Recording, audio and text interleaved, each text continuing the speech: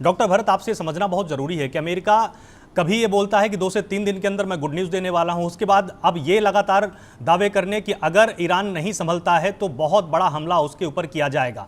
Iran और America का युद्ध कहां जा सकता है और भारत को इस नाजुक पल में किस तरह के एहतियाती कदम उठाने की जरूरत है? देखो, उनके बीच जो बातचीत हो रही है वो तीसरी पार्टी से हो रही है। पाकिस्तान उसमें मध्यस्थी है, लेकिन कतार, टर्की, थोड़ी देर to some extent Saudi Arabia, to some extent चीन और टू सम एक्सटेंट रशिया, वो लोग भी शामिल होते हैं बैकग्राउंड में। अब उनको कौन से मुद्दे पर डिसएग्रीमेंट है वो तो मालूम नहीं है, लेकिन वो दोनों पार्टी बोल रहे थे कि दे आर वेरी क्लोज। मेरा मानना है कि अगर वो बैठ जाएंगे साथ में और उसका हल निकालेंगे तो अच्छा होगा। नहीं तो ये जो चल रहा है, उसने बमबारी किया, उसने वो किया, होता चलता रहेगा। मेरा ख्याल है उतना बड़ा जंग जो पहले 20-30 में हुआ था वो नहीं होगा, लेकिन ये बॉम्बार्डमेंट, कुछ ये हुआ कुछ ये हुआ, उसके लिए करेंगे, वो तो चलता रहेगा। अब भारत के लिए नाजुक स्थिति है। देखो, ईरान भारत के साथ उसके औपचारिक संबंध हैं, लेकिन भारत का वो गाढ़ मित्र या मित्र नहीं है।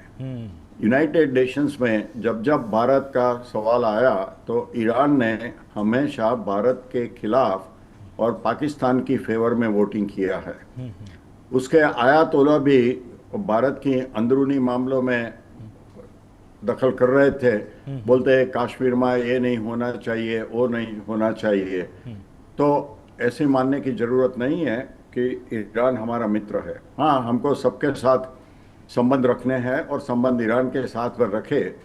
देखिए, आज भी भारत के कई शिप पर्शियन गल्फ में और स्ट्रेट ऑफ हॉर्मुज में फंसे हुए हैं। ईरान बोलता है, उसका राजदूत बोलता है कि हाँ, भारत हमारा दोस्त है, हम उनके सब शिप जाने देंगे स्ट्रेट ऑफ हॉर्मुज में, लेकिन नहीं जाने दिया है। नहीं तो कैसे करीब 1500 सैनिक सी फेरर्स और कितने शिप भारत के अभी भी पर्शियन गल्फ में स्ट्रेट ऑफ हॉर्मुज में फंसे हुए हैं। अब भारत विदेश मंत्री और प्रधानमंत्री ने बताया कि भारत उसमें पढ़ना नहीं चाहता क्योंकि वो मामला बहुत कॉम्प्लिकेटेड है और ईरान में आयतोला के सिवा कोई राज क्या करता है, आईआरजीसी में भी करता है।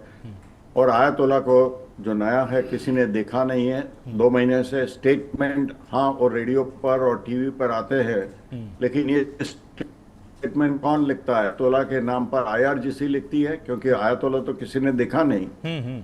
तो ये कॉम्प्लिकेटेड मामला है। अब भारत को अपनी ऊर्जा के लिए नेचुरल गैस, एलपीजी और पेट्रोलियम के लिए उन्होंने रशिया से कांटेक्ट किया है और अभी रशिया से तो कभी 2 मिलियन बैरल ऑयल भारत को मिल रहा है जो मिडल ईस्ट से आता था। नेचुरल गैस थोड़ा आता है इधर से उधर से। तो भारत को अपनी ऊर्जा के लिए अपने स्वतंत्रता रखनी चाहिए और दूसरे देशों के साथ मिलकर ज़्यादा ऑयल और ज़्यादा नेचुरल गैस, एलपीजी उसका इंपोर्ट करना चाहिए, क्योंकि मिडल ईस्ट तो अभी पाउडर केक बन गया है, अनस्टेबल रहेगा।